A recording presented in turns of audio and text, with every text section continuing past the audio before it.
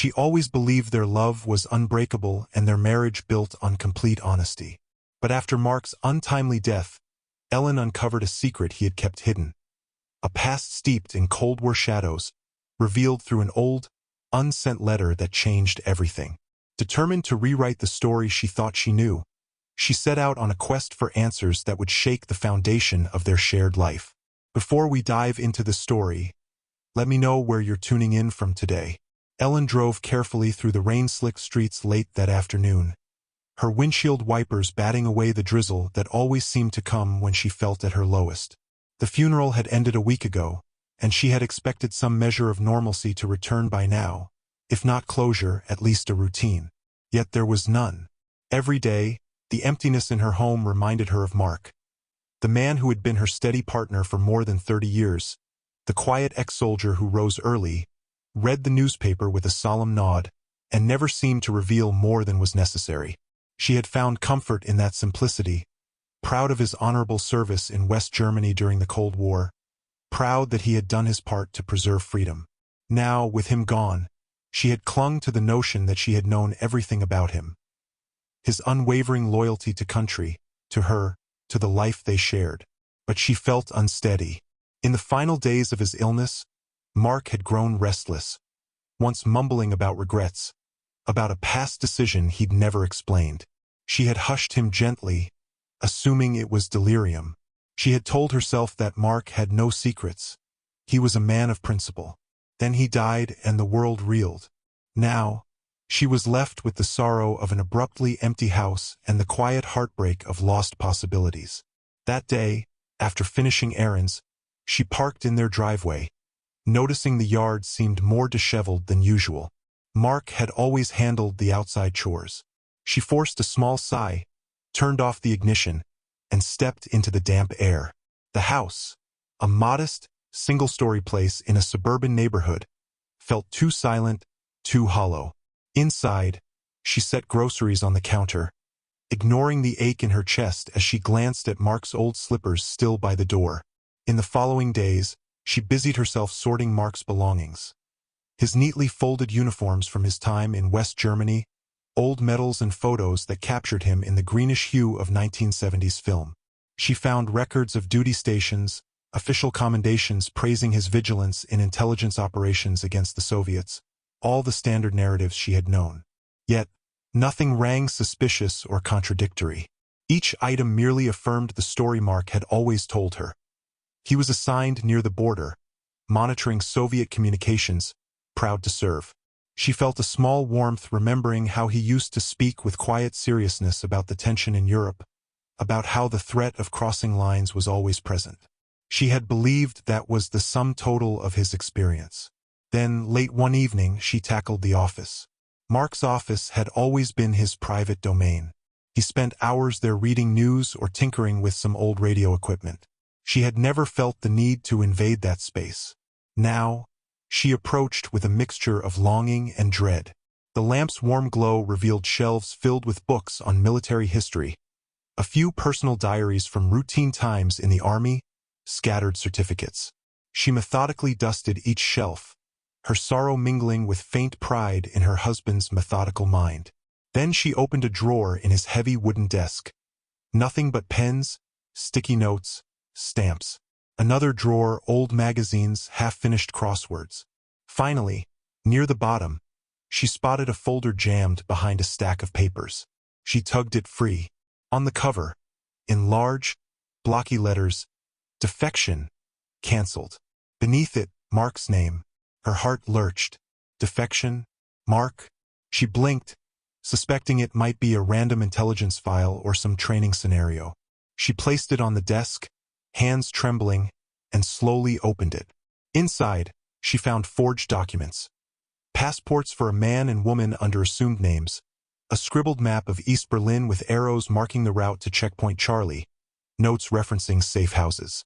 Another typed page described the steps to cross from east to west, along with unknown code words. Confusion churned in her stomach. Mark was on the western side, an intelligence officer for the U.S. Why would he gather defection documents from east to west? Unless he had planned the crossing for someone else? She turned a page and found a smaller envelope labeled with Mark's handwriting. For Anya, do not send. She carefully opened it. Inside lay a single letter, folded, the edges yellowed with age. She recognized Mark's penmanship. It addressed someone named, "My dearest Anya." Each sentence hammered her chest. He apologized for the abrupt departure, said he had no choice but to sever contact, that he prayed she would find a way to meet him at the crossing, that everything was arranged, forging new identities so they could start a life in the U.S. He wrote about promises they had made to each other, promises to flee the watchful eyes of the Soviets and vanish across the border. The letter ended abruptly, mid-sentence, as though he had been interrupted or forced to stop. Ellen's stomach twisted with disbelief. She reread the letter, the name Anya glowing in her mind. A lover? A Soviet asset? A friend? But it sounded deeply personal, romantic. She recognized Mark's tone of affection, words of longing. She realized, with a cold wave, that Mark had planned to defect. Or so it seemed. She scanned the word "cancelled" across the file's cover. Maybe he changed his mind. Or maybe it was forcibly stopped. Horror prickled. Did Mark once plan to leave everything? Duty, country, her. For this Anya? She felt nauseous. She slumped in the desk chair, pressing the letter to her heart, tears burning her eyes. A swirl of questions assaulted her. Who was Anya? Why had Mark hidden these documents instead of destroying them? Had he truly intended to betray his oath? Or had he been set up? She tried to rationalize that Mark might have been assigned to lure a Soviet asset to the West. But the letter's tone was unmistakably personal. He had used words of love, devotion, hope for a shared future. She realized that if he had gone through with it, he would have left everything. The magnitude crushed her. For days, she wandered the house in a daze, the letter folded in her robe pocket. She replayed every memory of Mark's reticence, how he never dwelled on details from West Germany, how sometimes she found him gazing out the window pensive. She recalled his occasional distant mood after reading old news about the Soviet Union. And she realized there might have been regrets behind his eyes, regrets she had dismissed as leftover war tension. Part of her wanted to burn the file, to bury the secret as Mark had done. But another part demanded answers. She needed to know the truth. She began the first step, searching for any mention of Anya in Mark's old diaries or notebooks. She found nothing else revealing. She rummaged through a locked cabinet in the garage but found only tools. Frustration built. She decided she needed to go to the source. He had served near Berlin. If Anya was from the East, Berlin was the epicenter of Cold War tension. She resolved to travel there, unearth any records or leads. It was an impulsive plan, but her desperation for clarity drove her. In early spring, she flew to Berlin, stepping off the plane in a city drenched in a blend of old and new. She recalled Mark telling her how Berlin's separation embodied the Cold War's heart. Now the city stood unified for decades, but the remnants of the wall still told stories of infiltration, escapes, tragedies. She booked a modest hotel, setting the battered file in her suitcase. She told no one but a close friend that she was traveling for personal reasons. She roamed the modern city with a heavy heart, sure Mark had trod these same streets long ago. Her first stop was a small museum dedicated to the Allied presence in West Berlin. She combed its archives for references to intelligence officers, but found only broad references, not Mark's name. She pressed the curator for deeper files. He explained that many records remained sealed or scattered, but recommended she check certain military archives. She spent hours in reading rooms, scanning microfiche, half expecting to find Mark's photo in a cloak and dagger setting. Instead, she uncovered only a single mention: Taylor, Mark, authorization for intelligence liaison with BND. That was it. No mention of defection or a figure named Anya. Undeterred, she approached older contacts, ex-soldiers or local historians who specialized in the area's espionage past. Most gave her sympathetic shrugs. She felt invisible doors shutting whenever she inquired about a possible defection. But one day luck changed. In a small cafe near Potsdamer Platz, an elderly man named Kruger, once a West German intelligence clerk, recognized Mark's name. He recalled rumors that an American operative had fallen in love with a Russian dancer who performed in East Berlin. Some said it was a ploy by the Soviets, others said it was genuine romance. The rumored plan to defect or escape was known to few. But the man insisted it never came to fruition, and no official record existed. It was hush-hush, he said. He vanished from that operation abruptly. Some said higher-ups found out, forced him to drop it. Others said the woman vanished. Ellen's pulse raced. This matched the gist of the letter's tragedy. She pressed for more detail. The old clerk recalled the woman's name, Anya, rumored to be a talented Soviet ballerina, possibly a KGB pawn. But who can be sure? He muttered, finishing his coffee. He gave Ellen a possible lead. A retired Soviet officer rumored to live in Berlin, who might have known about dancer informants. She scribbled down the contact, determined to push forward. That evening, back in her hotel, she felt the weight of Mark's hidden heartbreak pressing on her. Could he have truly planned to betray everything, or was it a cunning scheme to flip a Soviet contact? The letter told a story of real love, but the old clerk's rumors teased a possibility of infiltration.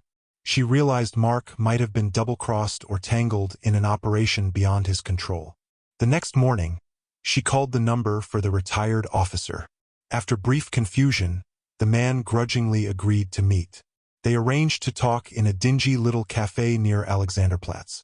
The city bustled around her, neon signs and swirling traffic, but she felt alone in her quest. When the officer arrived, stooped with age, he eyed her suspiciously. She explained she was Mark's widow, searching for closure. He sneered that old intelligence secrets were best left buried. But with some coaxing, and the mention of Anya's name, his demeanor shifted. He recounted hearing rumors of a Soviet dancer named Anya, rumored to be a KGB asset. She was romantically linked to an American intelligence officer. Tension soared. The Soviets might have tried turning the American, or Anya might have tried crossing over. He wasn't certain. But one night the story went, everything collapsed. The officer returned west alone, the dancer presumably seized by KGB. The officer might have faced punishment from his own side, or left that mission behind. The old man shrugged. That is how it goes, he said. Though short on detail, this confirmed Anya's existence and involvement. Ellen's heart tightened. She wondered if Mark had spent decades grieving a vanished woman he believed had betrayed him, or a woman he thought he had abandoned. The old officer offered one final clue, a rumor that Anya was eventually released, no longer suspected of espionage. She might have stayed in East Berlin or fled. He shrugged. Could be in Russia or dead. The past is complicated, he said, leaving with a bitter laugh. Stymied, Ellen felt close to giving up. She had no leads on Anya's whereabouts. But then fate intervened. At a small antique shop near Alexanderplatz, Ellen was flipping through old postcards from the GDR era, a faint hobby of Mark's, hoping to spot a clue. She overheard the shopkeeper mention an older woman named Anya who came in sometimes, searching for old ballet memorabilia. Ellen's heart leapt. She asked for details. The shopkeeper was cautious but eventually offered that the woman was a former dancer who still lived in Berlin. She sometimes visited a cafe down the street. He provided the name, adding that she was private, rarely spoke of the past. Ellen thanked him profusely, adrenaline surging. She went to that cafe the next morning. It was a cozy place with old wooden tables, a display of pastries, and a warm hush. She arrived early, seated near a window, sipping coffee, scanning each patron. Hours passed. Just as she resigned herself to leaving, in walked a graceful older woman, hair pinned back, wearing a simple coat. She moved with the unmistakable poise of a dancer, though her posture carried the weight of age. Ellen's intuition screamed that this was Anya. She summoned courage, stood, and approached the woman with a polite greeting. Anya's eyes flicked to her, guarded. Ellen introduced herself, said she believed Anya once knew Mark. A spark of recognition or alarm flitted across Anya's face. She started to pull away, but Ellen gently implored for just a moment of her time. Eventually, Anya sat with her at a corner table. The tension was palpable. Ellen had prepared a short phrase in Russian, but Anya responded softly in accented English, wanting to keep the conversation clear. Ellen explained that Mark had died, that she found an unsent letter referencing a plan to cross the border. She said she had come all this way to understand. Anya's eyes glistened. She took a shaky breath. She said Mark had once come to her show in East Berlin. They fell in love quickly, though both sides eyed them with suspicion. She was rumored to be a KGB informant, but in truth, she claimed, her only sin was wanting to leave an oppressive system. Mark was ready to give up everything for her. They arranged a plan, forged passports, a final rendezvous. Ellen nodded, tears stinging as the puzzle clicked. But something had gone wrong. Ellen asked, "Did he betray you or you betray him?" Anya's tears flowed. She insisted she never betrayed Mark. The night they were to meet, she was intercepted by KGB agents who suspected her of colluding with an American. She was dragged away, interrogated, tortured for days. By the time they released her, it was too late. Mark had likely assumed she was lost or had chosen not to come. She'd spent years believing Mark had deserted her. She eventually returned to performing, but her reputation was stained, and she never again tried to leave. Decades rolled by. She never knew Mark's final fate. Now she was old, living quietly in a city that had drastically changed. Ellen felt heartbreak for both of them. Mark never knew that Anya had been captured. He must have spent his life believing she turned on him. Meanwhile, Anya spent her life thinking he abandoned her. Both had been pawns in a vicious spy game. The letter in Mark's file was unsent because he never got the chance. They had lived, parted by illusions of betrayal, carrying silent sorrow to their graves, or in Mark's case, literally to his. But now Ellen was here, bridging that misunderstanding, decades too late. Anya and Ellen wept together quietly, an improbable camaraderie forming. Then a chill passed over them. Ellen felt eyes on her. She glanced around. For the first time in her life, she understood Mark's sense of being watched. The man in a corner table, dressed in a dark coat, seemed to glance away abruptly. Ellen's pulse quickened. Anya noticed as well, her face tightening with old fear. Possibly some leftover intelligence watchers still had an interest in ensuring no old secrets emerged. The past, it seemed, could still kill. They parted with plans to meet again. That night, at her hotel, Ellen received strange calls. When she answered, the line was silent. She glimpsed a figure in dark attire outside. The next day, she found a threatening note slipped under her door in scribbled German. "Stop asking questions." Fear clenched her heart. She realized the defection plan might have touched on sensitive secrets still protected. Possibly Mark had known more than a mere romance. Her impulse was to flee home, but she refused. She couldn't let Mark's final story remain twisted or half-told. She arranged a second meeting with Anya in a quieter location. They met in a rundown church courtyard, hoping to avoid watchers. Anya, trembling, recounted how the KGB once forced her to sign documents implicating Mark, but they never used them publicly. She suspected hidden players might want to bury the truth. She urged Ellen to be cautious. "You ask too many people," she murmured. "They fear a scandal or a revelation that old intelligence operations were compromised." Ellen felt a swirl of dread, but also indignation. Mark had lived with heartbreak, Anya with condemnation. They both deserved better. She decided to leave Berlin soon, but not before gleaning the last piece. What truly prevented Mark's defection? Did American intelligence discover it and forcibly recall him? Or was it simply that he never saw Anya show up, so he abandoned the plan? Anya believed he had waited at the crossing for hours. Possibly the Americans stepped in, suspecting double-crossing. Either way, the plan was aborted. Anya never reached him because of her capture. Mark likely believed she was a KGB mole. Tragedy in every sense. Satisfied she had the essence, Ellen prepared to return home. She parted from Anya with a heartfelt hug. The older woman pressed a letter into her hand. A final letter she had written for Mark, never delivered, proclaiming she had never stopped caring, that she had no regrets except losing him. "Give it to his grave," she whispered, tears trembling in her eyes. Moved, Ellen promised. She felt the presence of watchers still, but left Berlin with quiet defiance. On the flight back, she wrestled with the moral question.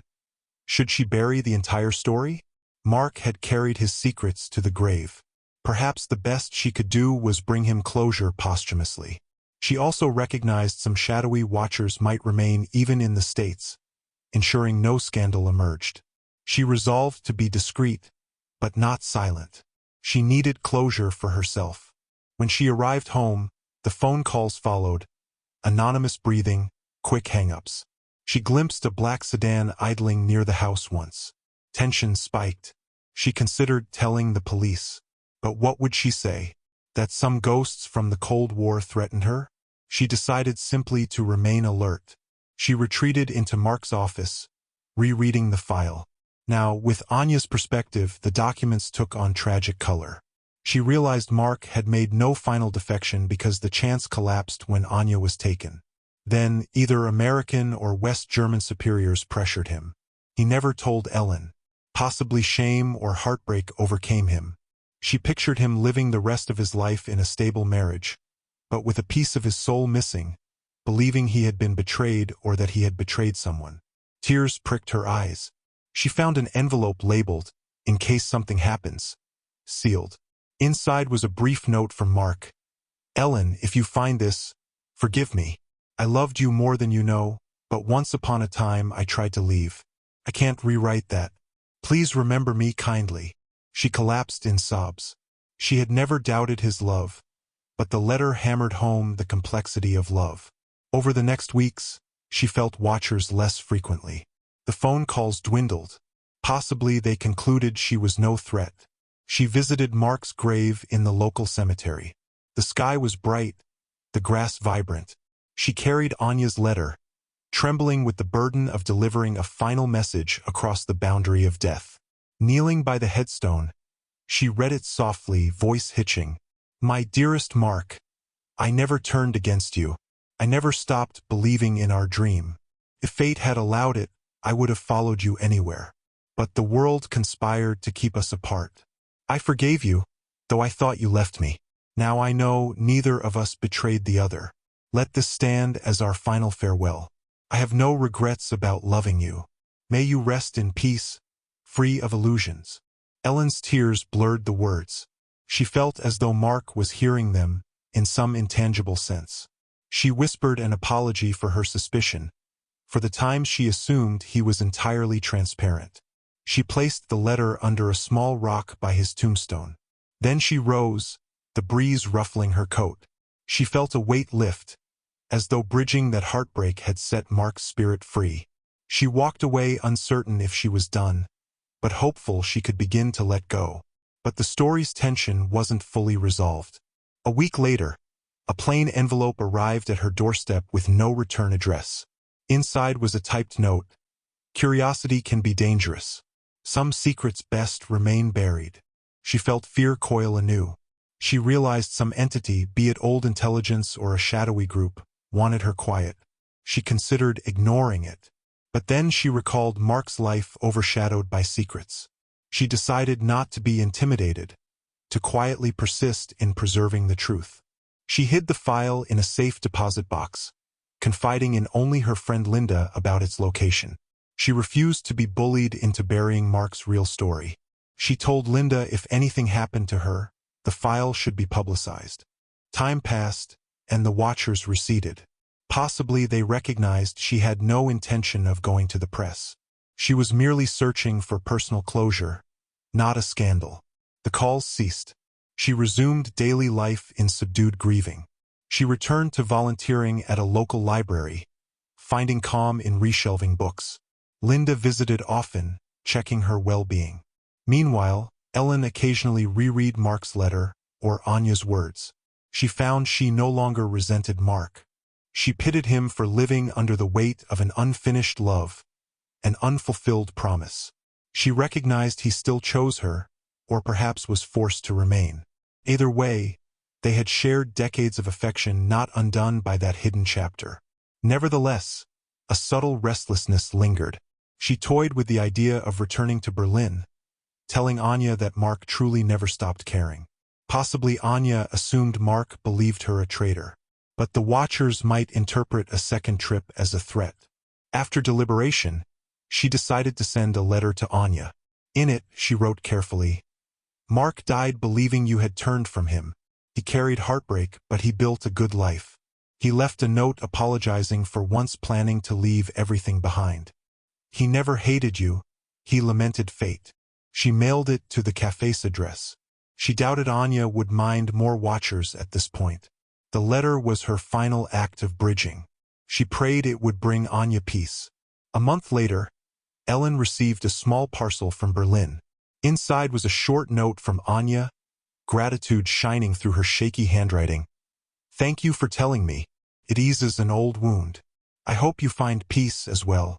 The package contained a photograph of a younger Anya in full ballet attire, presumably the time she fell in love with Mark.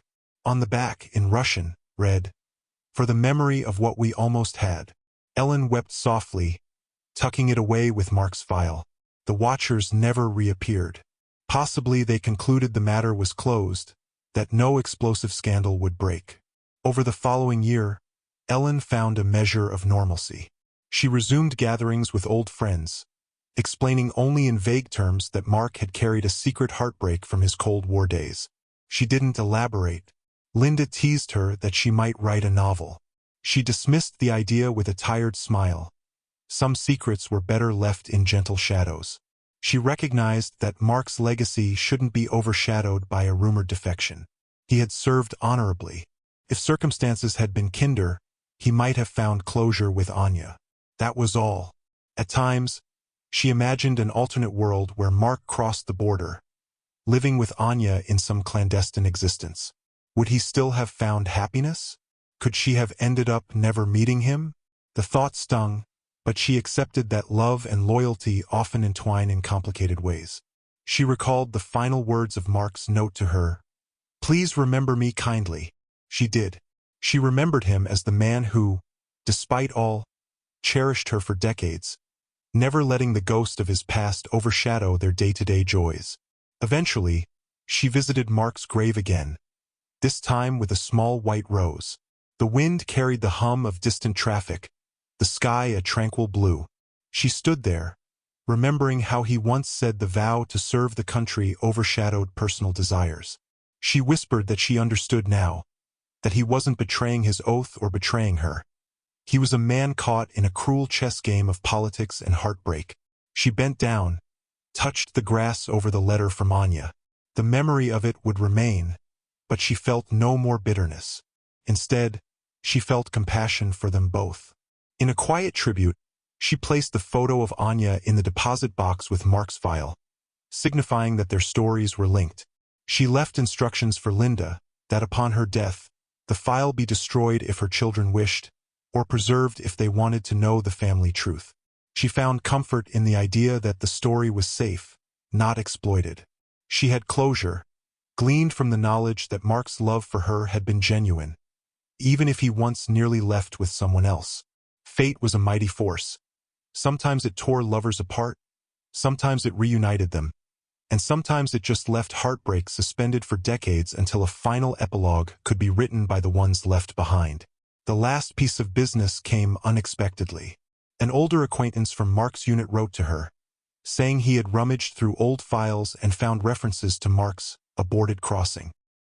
He apologized, stating he should have told her, but was bound by hush orders.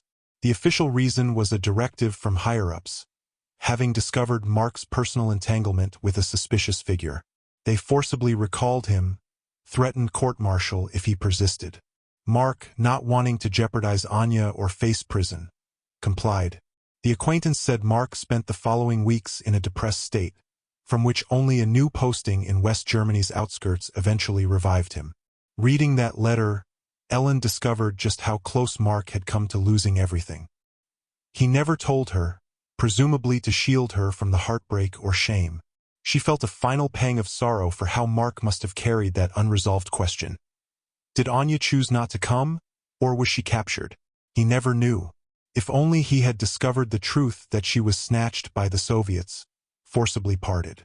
Perhaps his last years might have been less burdened. But the Cold War ended, life moved on, and he eventually found happiness with Ellen. That realization gave her comfort. She placed the acquaintance's letter with the rest. Her tapestry of Mark's story was complete enough. Star-crossed lovers parted by official command, illusions of betrayal on both sides, culminating in Mark's quiet torment. She prayed he found glimpses of contentment in the normalcy of their suburban life. Time lulled the intensity of her grief. She gardened in the yard, discovering a certain peace in nature's cycles. She visited friends, occasionally traveling. She even considered a short return to Berlin on her own terms, just to see the city in a more relaxed state, maybe meet Anya for coffee once more. She penned a letter to Anya, suggesting a friendly meeting next spring. Anya responded politely, acknowledging her age and health might hamper it, but expressing warmth at the invitation. The watchers presumably no longer cared. The Cold War was ancient history to the modern intelligence apparatus. On a mild April day, Ellen finally stepped foot in Berlin again, strolling along the remnants of the wall, reading the memorial plaques. She marveled at how the city brimmed with vitality. She met Anya in the same cafe, though this time they sat with mutual acceptance, not tension. They spoke of Mark. Anya asked about his final days. Ellen told her about his last breath, how he died of a heart condition, how he once mumbled regrets. She didn't hold back tears, and Anya squeezed her hand gently. It was a bittersweet moment, the two women forging a bond in the man they both had loved, in different times and ways. After that meeting, as Ellen walked back to her hotel, she sensed no watchers, no threats. She felt free. In the quiet of her room, she typed a final personal journal entry. Mark, you once tried to follow your heart across a forbidding border. You never made it. Instead, you built a life with me, overshadowed by a secret. I discovered the truth too late, but at least I discovered it. May you rest with peace that you never fully had in life. I am grateful for the love we shared, and I wish you and Anya had your closure. Perhaps now, in memory, we found it for you. She saved that document, closed her laptop, and breathed easier. Returning home, she settled into a new rhythm, volunteering at the local historical society, using her experience to help preserve stories of the Cold War era, though she never revealed her personal connection. She found a subtle purpose in ensuring future generations comprehended the personal tragedies behind the political standoffs. The children who visited the museum seldom recognized how many love stories or heartbreaks were entangled in those barbed wire fences. She felt she honored Mark in this quiet activism. In the final stage of her life, decades later, she put her affairs in order. She wrote a short letter to her grown children, explaining that if they ever discovered rumors about their father's defection plan, they should read the file in the deposit box. She assured them Mark had not truly abandoned them, that it was a heartbreak from before their time. She sealed it with an instruction: do not open it unless curiosity overcame them. This way, they might remember him as the father they loved, not overshadowed by complicated espionage. But she believed they deserved the truth if they sought it. She wrote, "He was a good man caught by unfortunate circumstances. Judge him gently." Eventually, old age caught up with her. She faced it with calm acceptance. On her final day, she asked Linda to bring a small trunk of personal keepsakes. Among them, a black and white photo of Mark in his uniform, shy smile on his young face, probably around the time he first saw Anya dance. She stared at that photo, feeling tears gather. She whispered, "You never betrayed me. You only loved twice." Then she drifted off, a faint smile on her lips. After her funeral, Linda ensured the deposit box was handled according to instructions. The children might eventually unearth the saga of Mark's near defection. Maybe they would glean from it the significance of how a single choice in a turbulent era could alter countless lives. Perhaps they would read about Anya, realize that love and loyalty are rarely black and white, that sometimes fate's hand intervenes. And so, the story ended not with Mark crossing a border or being hailed as a hero, but with a quiet merging of truths. A man torn between devotion to his country, his new wife, and a forbidden love in East Berlin. Forces beyond his control stopped him from defecting or reuniting with Anya, leaving them both to misconstrue heartbreak as betrayal. Decades later, Ellen, the woman he eventually shared a life with, discovered the secrets he carried to his grave. Through her determination, she found closure for them all, bridging illusions of abandonment and treachery. She left behind a legacy that love can outlast war's illusions, and that sometimes the greatest truths come too late, but can still bring peace if uncovered with compassion. Thanks for watching till the end. If you enjoyed the story, give this video a like if you haven't already and subscribe for more.